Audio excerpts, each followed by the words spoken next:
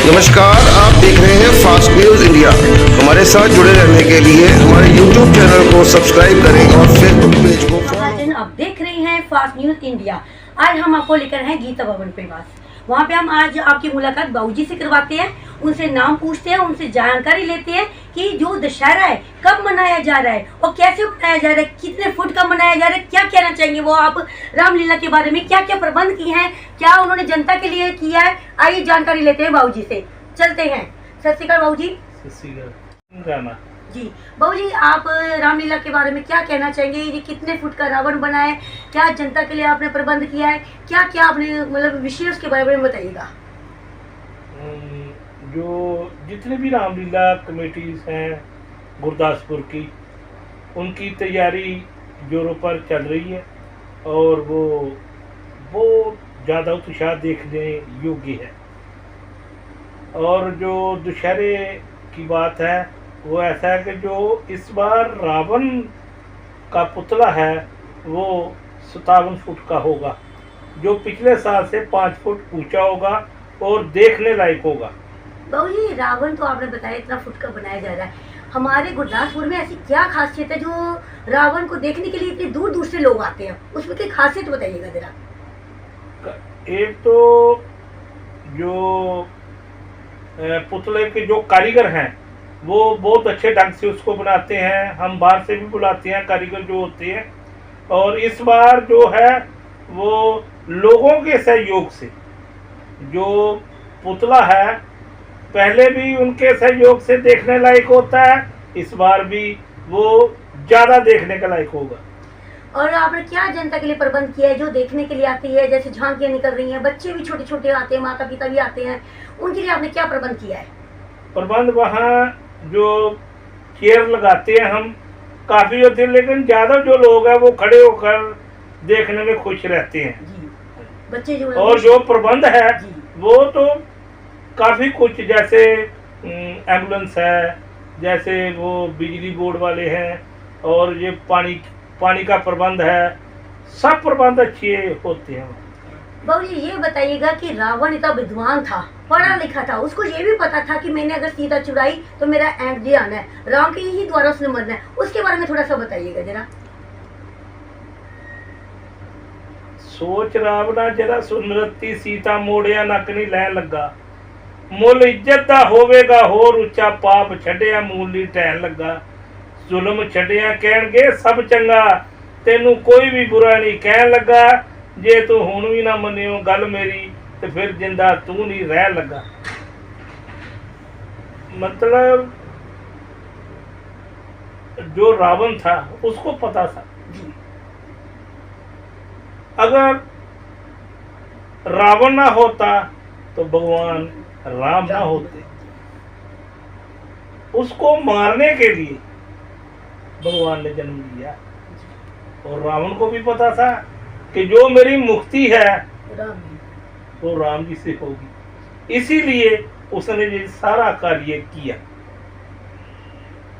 और फिर उसको मुक्ति दी। ये बताइएगा, जो आप रावण बनाते हैं, कुंभकर्ण बनाते हैं, मेघनाथ बनाते हैं, ये आप अपने पैसों से बनाते हैं कि जनता से कलेक्शन करते हैं।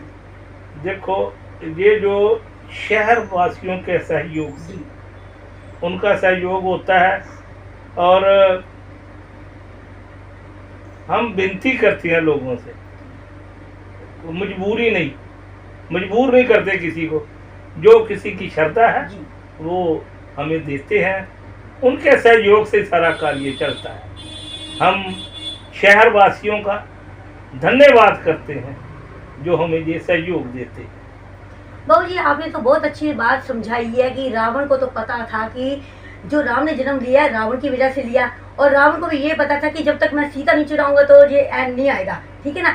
आप जनता को क्या कहना चाहेंगे जो कि आज के बच्चे नशा करके बाहर जा रहे हैं, हमारे जो जहाँ के बच्चे हैं ना वो तो बाहर जा रहे हैं, जो बाहर के जो बच्चे जहाँ पे रामलीला देखते हैं या कुछ देखते हैं, उनको ये तो रामलीला का पता ही नहीं होता कि रामलीला क्यों की जाती है। इसके विषय में आप क्या कहना चाहेंगे, रामलीला जो है क्या महत्व है इसका।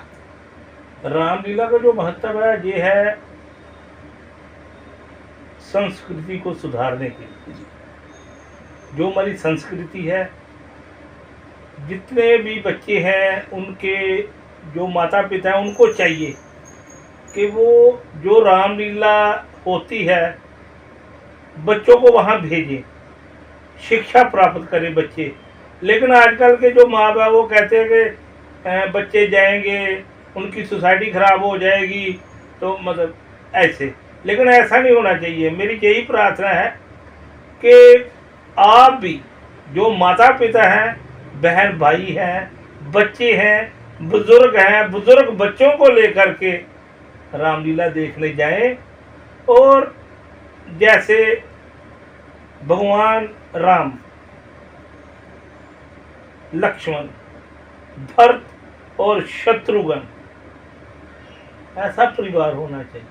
तो ये आपने बोला ऐसा परिवार होना चाहिए, मगर आज का जो युग चल रहा है ये तो कलयुग चल रहा है, ऐसा परिवार तो देखने को मिल ही नहीं रहा। क्या आपको कहीं आजकल ऐसा भाई भाई देखा है आपने कहीं? देखो एक जगह लड़ रहे हैं तो वो कहते हैं एक तो जाए तो दूसरा सीट ले ले। इसके विषय में आप क्या कहेंगे? आजकल लग रहा है आपको कि कलयुग चल रही है कि रावण की जो हम रामलीला देखते हैं उसके विषय में आपने ज्ञान देते हैं हम, तो आजकल क्या हो रहा है आप इसके विषय में बताइए जरा। देखिए, ये जो आपने मेरे से ये क्वेश्चन किया है बहुत डीपली किया है ये। अगर मैं इसका आपको उत्तर दे दूं तो शायद कुछ लोग मुझे अच्छा नहीं समझेंगे। बहू जी भाई अच्छा ना समझे, मगर आपको सारी दुनिया लोग देख रहे हैं, मगर आप कोई गलत तो नहीं कह रहे, आप समझा ही रहे हैं। जो कि आज की पीढ़ी है वो तो सुने ही कि क्या अच्छाई होती क्या बुराई होती है, इसके विषय में बताइए ना। जो अच्छा करता है कोई भी काम, अगर हम अच्छा करते हैं, मान लो हम सुबह उठ करके नहाते हैं, उसके बाद हम पाठ करते हैं, तो वो अच्छी बात है। हम बच्चों को सिखाते हैं पाठ करो, आप सुबह नहाओ, पाठ करो, मंदिर जाओ, गुरुद्वारे जाओ। लेकिन कई बच्चे, जैसे टेलीविज़न में ऐड आती है संडे हो या मंडे, तो आगे आपको पता ही है।